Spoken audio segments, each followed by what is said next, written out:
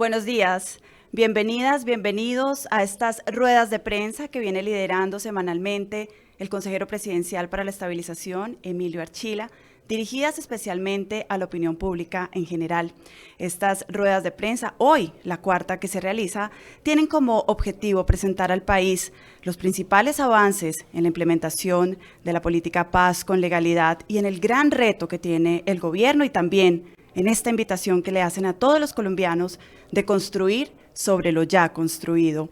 A 5 años de la implementación del acuerdo y a 3 de la implementación de la política Paz con Legalidad, hoy tenemos en este escenario al consejero presidencial para la estabilización y la consolidación, Emilio Archila, y al director de la Agencia de Renovación del Territorio, Juan Carlos Zambrano.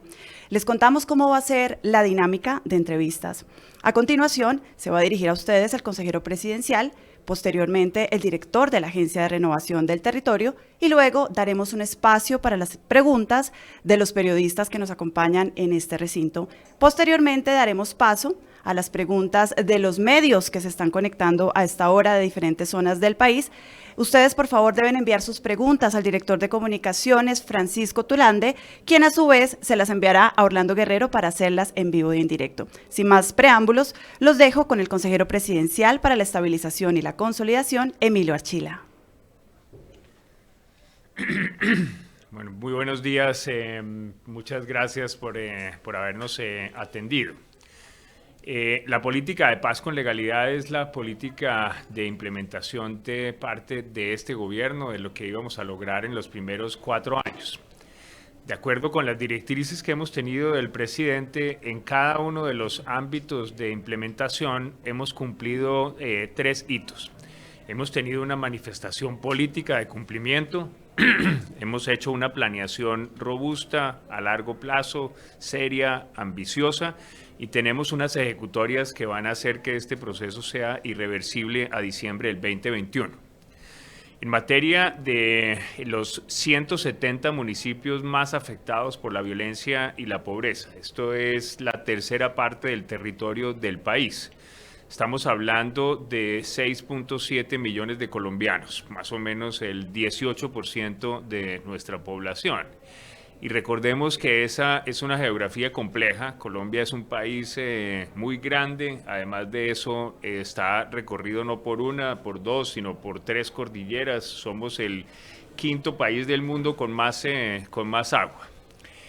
El país ha dejado atrás esas regiones durante 200 años y de lo que se trata es de esas regiones llevarlas al mismo nivel de desarrollo que ha tenido Colombia. Obviamente desde el punto de vista social tiene todas las razones, tiene una razón adicional desde el punto de vista medioambiental, ahí están la mitad de los parques de Colombia.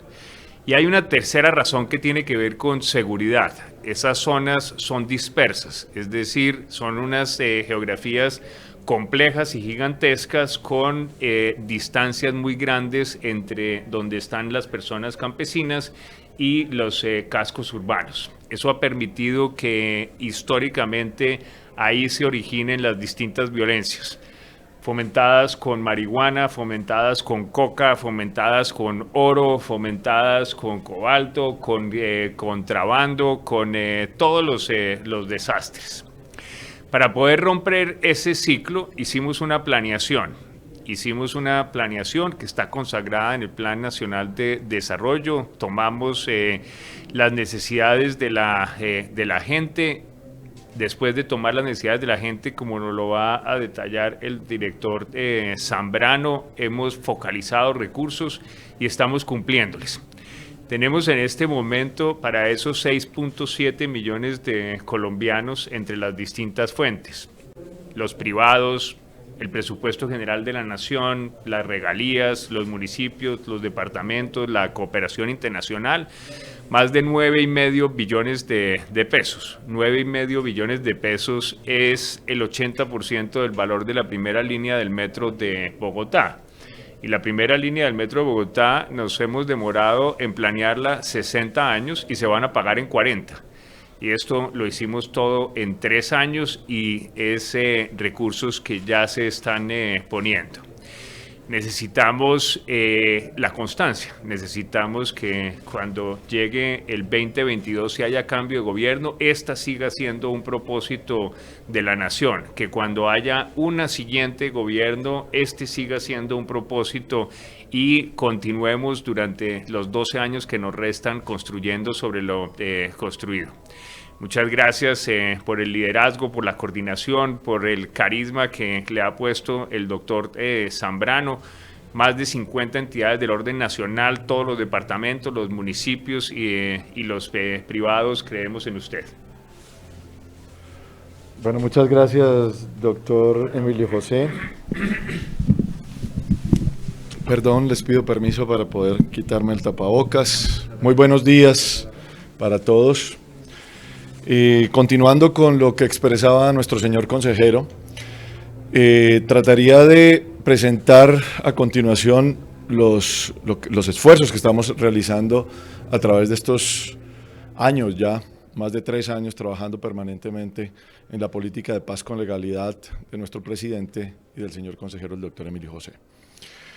Retomando el tema, estamos hablando, y ahí lo podemos ver, de las zonas más complicadas, más complejas, que en los próximos años tenemos que cerrar las brechas. La gran pregunta es cómo logramos cerrar las brechas. Y ahí viene el primer mensaje, que es muy importante. Yo puedo tener en mi imaginario muchos temas por realizar, pero el gran tema al cual le estamos apuntando fuertemente, y ya lo vamos a ver, las diferentes entidades, el sector privado, las comunidades, es cómo logramos llegar a esos objetivos. Mencionaba nuestro señor consejero, la planeación robusta, fundamental. De atrás para adelante podría mencionarles, para poder llegar al cumplimiento de las iniciativas, ya vamos a ver qué son las iniciativas, pero básicamente fue lo que se trabajó en su momento con las diferentes comunidades. Tenemos que hacer varios ejercicios y esto es un esfuerzo muy fuerte de todos. Por eso es importante tomar en cuenta la importancia de que esto es un trabajo que tengo que generar una posta cuando los gobiernos cambian. Ya la planeación robusta está hecha. En los próximos cambios de gobiernos, eso es lo que tenemos que seguir haciendo y construir sobre lo construido. Ya existen las rutas establecidas en lo que vamos a realizar hoy con los diferentes alcaldes, con los diferentes gobernadores. Ya se sabe qué es lo que tenemos que hacer en el corto, en el mediano y en el largo plazo. Y los resultados que hoy vamos a ver están dados por los diferentes esfuerzos, incluyendo el del gobierno nacional, muy fuerte, de haber logrado las inversiones que vamos a ver. Pero voy a arrancar, decía que de atrás para adelante. Entonces, primero, ¿en qué zonas estábamos? ¿En qué zonas estamos? En las más complejas. Elementos fundamentales por los cuales se determinaron los 170 municipios y los 19 departamentos a los cuales debíamos focalizar y tener absolutamente claro de por qué debíamos seguir. 1, estamos hablando de la pobreza.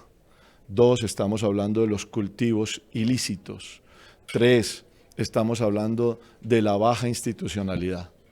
Y así sucesivamente tenemos que lograr que bajo esos elementos tenemos que arrancar de allí y arrancamos de allí. Segundo elemento fundamental, trabajar con las comunidades. Las comunidades determinaron más de 32.800 iniciativas que nos decían en los próximos años tenemos que lograr cerrar las brechas a través de eso que nos estaban diciendo. Punto importante para poder ver dónde estamos partiendo y a dónde estamos llegando y cómo con el esfuerzo que estamos realizando. En estas zonas, ustedes saben, ya lo mencionaba nuestro señor consejero, 6.6 millones de habitantes, estamos hablando de las falencias de acueducto, de vías en mal estado, el 77%, ahí ustedes lo están viendo en cada una de la diapositiva, pero es ubicarnos y decir, aquí arrancamos, tenemos que en los próximos años llegar a buen puerto. Sigamos, por favor. ¿Qué es el tema del día de hoy? Mencionarles que con el esfuerzo de las diferentes entidades, nivel central, nivel territorial, privados, con el tema de obras por impuestos, los mismos entes territoriales con sus recursos, que todo está encaminado en la planeación robusta, Estamos hablando, de más de 10 billones de pesos movilizándose en estos municipios. Con todo el esfuerzo que se hizo a través del Gobierno Nacional, del Congreso de la República, de los trabajos, vuelvo y reitero porque esto es muy importante. Los PEDET es un plan a 15 años, pero es un plan donde debemos trabajar todos. No es un plan exclusivamente de alguien. Las comunidades ponen su esfuerzo y todos ponemos nuestro esfuerzo, pero estamos hablando de cifras muy, muy fuertes. Hablaba nuestro señor consejero de cuánto costaba la línea del metro, pero tal vez se le olvidó resaltar lo importante de cuántos años se iban a gastar en pagar la línea del metro. Tal vez 40 años, jefe, son. Esto se ha logrado con el esfuerzo de todos hacerlo en 3 años. 3 años, y sabemos que hay que seguir. Por eso nos dijeron que eran 15 años. Y por eso hay que saber que son construir sobre lo construido. Pero es muy importante tener absoluta claridad de qué es lo que se está haciendo y qué es lo que se está movilizando en los diferentes sectores. Sigamos, pero esa planeación robusta me está diciendo, oiga, ¿esto cómo se está logrando? Básicamente, entonces, un poco hacia atrás, por favor, para hacer énfasis en decirles que hay diferentes fuentes de financiación. Por eso se habla de la diferente articulación. Entonces, hay fuentes de financiación en su momento y no se puede entender que la fuente de financiación de los PEDET es únicamente Locatpaz. Ahí tenemos diferentes fuentes de financiación, el esfuerzo del Gobierno Nacional en el presupuesto general de la Nación, el esfuerzo de los entes territoriales, el sector privado, estamos hablando de la cooperación internacional. Y enfocándonos en el cumplimiento de las iniciativas que las comunidades dijeron que teníamos que hacer. Y ahí menciono, cuando hablaba de atrás hacia adelante, que el ir con las comunidades a los territorios, el estar trabajando con ellas, el estar trabajando con los alcaldes y gobernadores nos ha permitido ver hoy los resultados que estamos hablando. Reitero, hay mucho por hacer, pero ya tenemos que dar el segundo paso sobre lo que ya está construido. Sigamos, ahí ustedes ven los 10.16 billones por las diferentes fuentes de financiación, pero adicionalmente por los sectores. ¿Cómo se logra y se ha determinado metodológicamente los 8 pilares? Cuando hablo de los 8 pilares son los diferentes sectores. Cómo está el tema de adecuación de tierras, cómo está el tema de la alimentación, el tema de educación, el tema de salud, todo eso salió de los 32.000 iniciativas, pero bajo una metodología estricta. Y ustedes ven perfectamente identificado la parte, llamémoslo, vertical, cada uno de los sectores. Lo que estamos haciendo y trabajando permanentemente en estas sesiones es cómo logramos el desarrollo territorial a partir de la articulación de los diferentes territorios, de los diferentes sectores. Es decir, que si llegamos a un departamento y trabajamos con la unidad de planeación, la UPRA del Ministerio de Agricultura, estamos trabajando con los secretarios de Agricultura de los departamentos, con los secretarios de los municipios, logrando la interrelación nación-territorio. Pero adicionalmente a eso, ¿cómo se logra la transversalidad? Porque siempre lo decimos y es muy fácil en el imaginario decir, hay que lograr la articulación. Pues aquí, en los municipios PEDET, con el esfuerzo de todos, segundo elemento fundamental es lograr la articulación para poder avanzar más rápido en los próximos 15 años. Es decir, un ejemplo básico.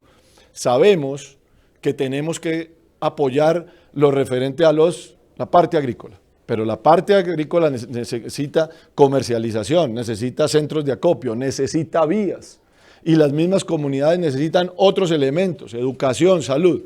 Todo lo que estamos haciendo en esta transversalidad de los diferentes sectores es lo que hoy nos dicen es el ejemplo para todos de cómo se debe trabajar en dicha articulación.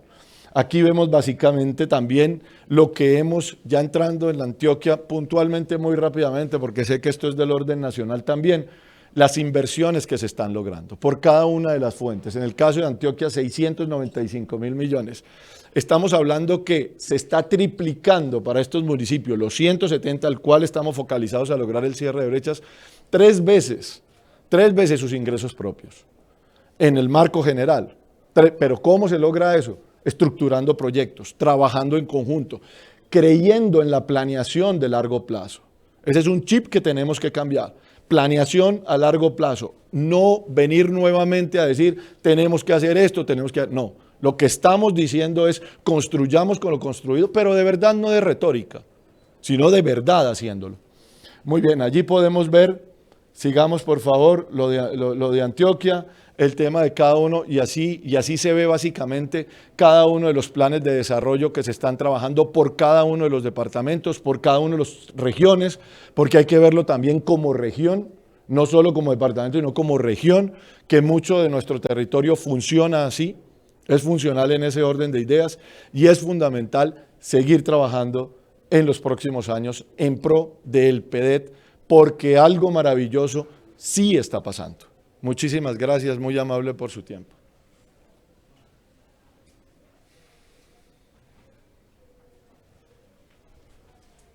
Venga, no se vaya, que las difíciles son para usted. Bueno, Bueno, señor. muchas gracias. En estos momentos tenemos más de 65 periodistas conectados, pero vamos a iniciar con los colegas que tenemos presentes hoy en este recinto. Por favor, ustedes, quienes tengan preguntas, levantan la mano. Mi compañero Orlando va a ser el encargado de pasar el micrófono. Y también ya tenemos preguntas de los colegas que están conectados. Por favor, nombre del medio y su pregunta. Muy buenos días, yo soy Oscar Baena, hago parte del grupo motor del municipio de Valdivia y de la red de reporteros comunitarios PD. Una de las preguntas es, ¿hay una necesidad sentida en capacitar a las organizaciones de la sociedad civil, juntas de acción comunal y entidades territoriales en formulación de proyectos que permita transformar estas iniciativas PDs en proyectos estructurados? ¿Qué estrategia puede desarrollar el gobierno para contrarrestar esta situación, ya que no se está aprovechando este recurso por las comunidades? Muchas gracias. Efectivamente, uno de los temas era la ausencia de capacidad para hacer estructuraciones. Una de las razones, como lo mencionaba el doctor Zambrano, para haber escogido los municipios es precisamente la debilidad institucional. Hicimos una alianza, el doctor Zambrano hizo una alianza entre la función pública y USAID principalmente. Eso implicó que cada uno de los 170 municipios hoy en día tiene una oficina PEDET, que es una oficina de estructuración. Eso ha permitido que los municipios, estos eran los municipios más débiles, hoy en día sean los municipios que más proyectos están presentando al Sistema Nacional de Regalías, y es un buen indicativo. Estos municipios en el OCAD Paz invierten el 7% de las regalías y hoy en día son el 80% del trabajo del DNP. Luego, esa estrategia de fortalecimiento de capacidades nos ha funcionado bien. Adicionalmente a eso, el doctor Bayona, que es el subdirector encargado del tema de estructuración, firmó un acuerdo de entendimiento con todos los estructuradores del orden nacional. Ahí está en territorio, ahí está la misma ART, ahí está FINDETER, para seguir apoyando a los municipios en su capacidad de estructuraciones. Es uno de los temas a los que más atención le hemos prestado. Para lo que corresponde al 2022, 2023, muy seguramente ese no va a ser un cuello de botella. Actualmente están estructurados más de 12 billones de pesos en proyectos estructurados. Entonces, afortunadamente ahí no estamos teniendo un cuello de botella. Consejero, preguntan desde el Cauca, Ovidio Reinaldo Hoyos, de la emisora 1040 de Popayán. El Cauca ha sido una de las zonas más golpeadas por la violencia. ¿Está garantizada la inversión a largo plazo en el PD de la región? Digamos, está garantizada la planeación para hacerlo, pero no hay, digamos, voy a ser coloquial en esto para poder ser expresivo. Digamos, es posible que esto cueste varias decenas de billones de pesos. Uno no tiene varias decenas de billones de pesos en caja esperando que lleguen los proyectos. Hay que ir consiguiendo los recursos. Cuando llegamos al gobierno, recursos para implementar los PEDET había cero, ni un solo peso. Lo mismo que en todos los demás frentes de la implementación, ha sido el gobierno que los ha ido consiguiendo. El cambio de las reglas de regalías, el cambio de la Constitución, el cambio de la ley de regalías, el cambio de obras por impuestos, el marcador presupuestal, todas se han dado dentro de este periodo. Ahora, el doctor Zambrano tiene uno de sus directores, ahora va a ser quien se encargue de estar trabajando con los municipios para que podamos seguir consiguiendo los recursos en el tiempo. Nombre, medio y aquí en la pregunta. Buenos días, Duván Vázquez de Blue Radio. Consejero, dos preguntas. La primera es para que nos precise sobre el tema de la inversión. Es que usted habló al principio de 9.5 billones, pero el director mencionó 10.1 como estaban en las diapositivas. Es simplemente como una precisión de las cifras. Y seguido a eso, ¿cuáles van a ser como los principales proyectos en los que pueden invertir esos recursos? Sobre todo que la gente en las comunidades, en los municipios PEDET, están reclamando, porque a veces hay algo que uno planea, pero otra cosa es lo que quieren las comunidades. Es una primera pregunta. Y la segunda es que continúa la situación muy compleja en el Bajo Cauca con los cultivadores de cultivos ilícitos que dicen que no les están cumpliendo, que no les están llegando los recursos prometidos, el 1.800.000 pesos, por ejemplo, que les tenían que pagar cada 2 meses, que no está llegando, y sumado a eso, que supuestamente dice el Partido Común, hay una intimidación a los campesinos de que si no aceptan algunos insumos con sobrecostos, podrían ser expulsados del programa. ¿Qué es cierto es eso? Muchas gracias, consejero. Entonces, voy a empezar por la última, y es, no tengo ninguna información de que eso sea así. Si lo que se está insinuando es que es promovido por parte mía, por parte del presidente, por parte del doctor Zambrano, por parte del doctor Hernando, eso es una mentira y sería una mentira canalla. Ojalá no sea eso lo que estén insinuando. Ahora, si lo que hay es algo que esté en otros niveles, ellos son colombianos y varios de los del Partido Común son servidores públicos, no solamente tienen el deber, sino tienen una obligación constitucional de poner las denuncias para que la Fiscalía y la Procuraduría haga las investigaciones en vez de estar poniendo runrunes. En lo que tiene que ver con la sustitución voluntaria, muy seguramente va a ser objeto de la siguiente rueda de prensa de la semana entrante. Pero lo que han mostrado los hechos es que el apoyo que le hemos dado a 100.000 familias, 400.000 colombianos han sido contundentes. Tenemos más de 1.5 billones de pesos invertidos en esas familias y menos del 1% se han salido del programa. Luego, los resultados no muestran que eso sea lo que esté ocurriendo, y ayer estuve en Miranda con un número muy grande, precisamente en Miranda, con un número muy grande de las familias que están agradecidas y están dentro de sus proyectos, la mayoría de los proyectos de huerta casera, ciclo corto y en proyección a ciclo largo.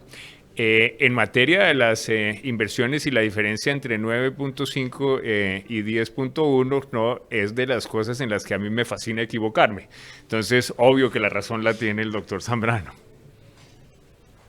Para el doctor Zambrano, sí. Orlando Buitrago de La Voz del Tolima, ¿cómo van los 4 PEDETs en los municipios del sur del Tolima y se garantizarán las fuentes de financiación para ellos? Yo creo que en este tema quisiera retomar la pregunta anterior, mencionando que es fundamental de dónde estamos partiendo. El esfuerzo que se está haciendo no se mueve 1 centímetro de las 32.808 iniciativas de las comunidades. Es decir, cualquier tema o cualquier proyecto que esté presentado a las diferentes fuentes de financiación está enmarcado en las 32.808 iniciativas. El PEDET del Tolima son 4 municipios. 4 municipios son los del PEDET del Tolima.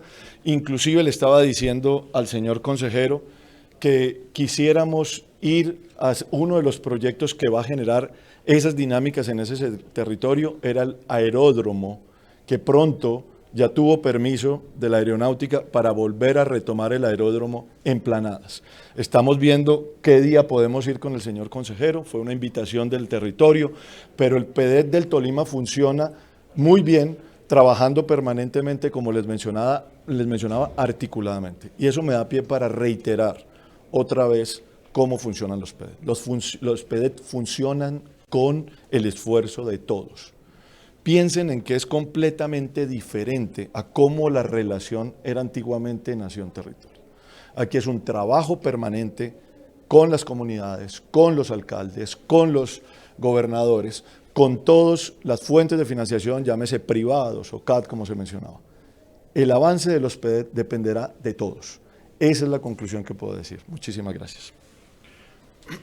Buenos días, Juan Guillermo San Martín de Caracol Radio. La pregunta también es para el consejero. Consejero, en el departamento de Antioquia, a propósito del conflicto armado y la firma del acuerdo, pues han ocurrido hechos de violencia en los últimos días en territorios que han sido, pues son territorios PEDET golpeados por la violencia, especialmente relacionados con un posible rebrote de la violencia por el Clan del Golfo.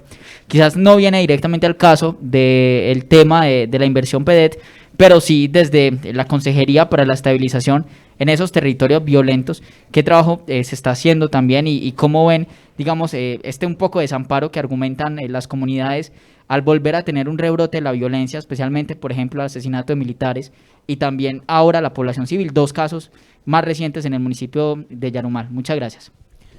Muchas gracias. Y yo quiero, iniciar esta respuesta haciéndole un reconocimiento gigantesco a la fuerza pública, a la policía, a nuestro ejército y lamentar los ataques que se dieron antes de ayer. No hay ninguna razón para estar haciendo cosas de esas. Y eso me permite, de alguna manera, enmarcar la respuesta a su pregunta.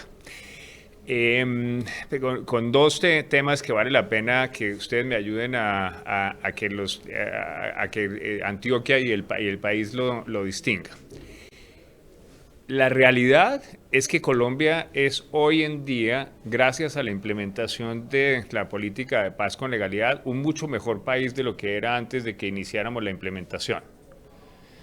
Nosotros tenemos un programa de reincorporación que acompaña a un poco más de 13.000 excombatientes que estaban dedicados a matar colombianos, a causar actos terroristas y todas las cosas que ustedes han visto por las cuales se les están investigando actualmente y ya no están, porque gracias a nuestro apoyo están en su paso a la civilidad.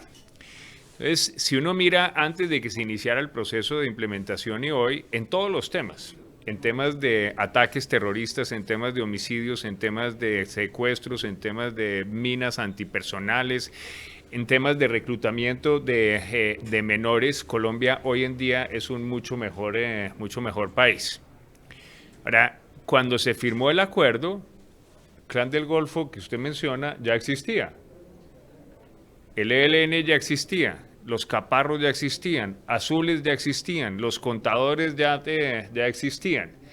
Luego, haber pensado que la implementación en sí misma, solo la implementación era suficiente para lograr una paz estable y duradera, era un titular.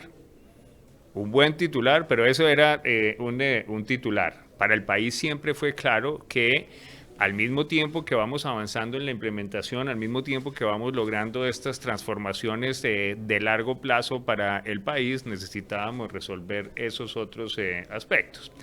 Entonces, esos señores lo que son es unos ampones narcotraficantes. Ahí no hay ninguna justificación, esos son ampones narcotraficantes. ¿Cómo hay que tratar a los ampones narcotraficantes? Como los está tratando el presidente, como los está tratando la fuerza pública, como los está tratando la justicia. Entonces, la única razón que no existe para que esas personas sigan siendo lo que son es que haya habido algún incumplimiento por parte de este gobierno en ninguna de las previsiones del acuerdo. Última pregunta. Buenos días, Alfonso Cárcamo de Teleantioquia Noticias, para el consejero. Consejero, siguiendo un poco con la pregunta de mi compañero Juan Guillermo, ¿qué garantías hay entonces para los desertores pues, de las FARC o los excombatientes, mejor, que hoy dicen sentirse intimidados también por el Clan del Golfo, como sacando un poco de provecho las retaliaciones por la captura de alias Otoniel y demás? Y segunda pregunta, ¿cómo garantizar que esos recursos para las inversiones en los municipios PD también vayan acompañados con un poco de seguridad, porque es otra de las quejas que muestran los excombatientes. Muchas gracias. Digamos, lo que el país pide, lo que la comunidad internacional pide, lo que siempre nos han pedido es necesitamos que llegue la fuerza pública al mismo tiempo que va llegando la inversión privada. La descripción de cómo estamos llegando con la inversión privada, la inversión en el departamento de Antioquia, permítame, digamos, para poner esto en ejemplos. Ayer, como les dije, estábamos en Miranda. En Miranda tenemos inversiones por casi 60.000 millones de pesos. 60.000 millones de pesos que hemos logrado en un año. Esas son las inversiones que Miranda iba a tener en 20 años. Entonces, esas son las dimensiones de lo que estamos logrando.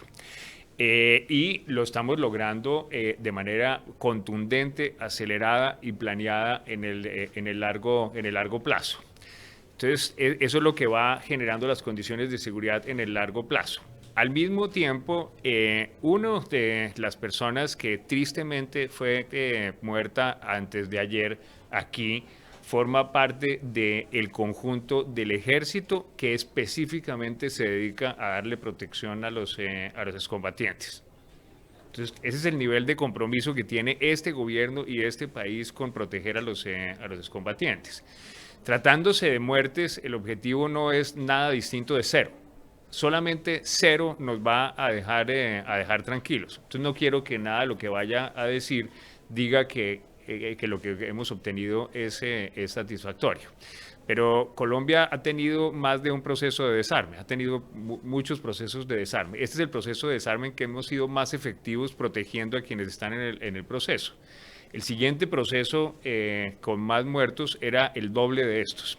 Cada año hemos logrado, gracias al trabajo de la Fiscalía, de la Procuraduría, del Ejército, de la Policía, del Ministerio del Interior, del Ministerio de Defensa, que ese número de ataques vaya bajando.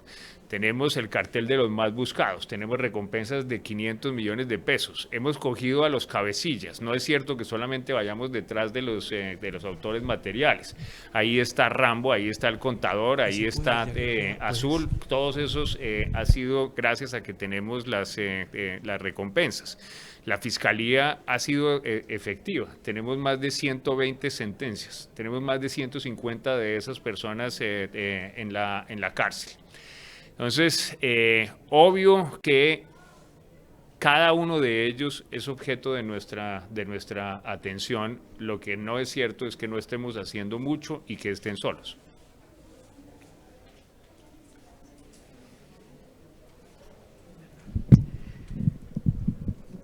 Bueno, con las palabras del consejero presidencial para la estabilización y la consolidación, Emilio Archila, damos por finalizada esta rueda de prensa. A todos ustedes muchas gracias por su participación. Recuerden seguirnos en nuestras redes sociales, @postconflictoco, @EmilioJArchila en Twitter, y también recuerden nuestra página web, portalparalapaz.gov.co, y la página de la Agencia de Renovación del Territorio, www.renovaciondelterritorio.gov.co. A todos, feliz resto de día. Hasta pronto. Gracias.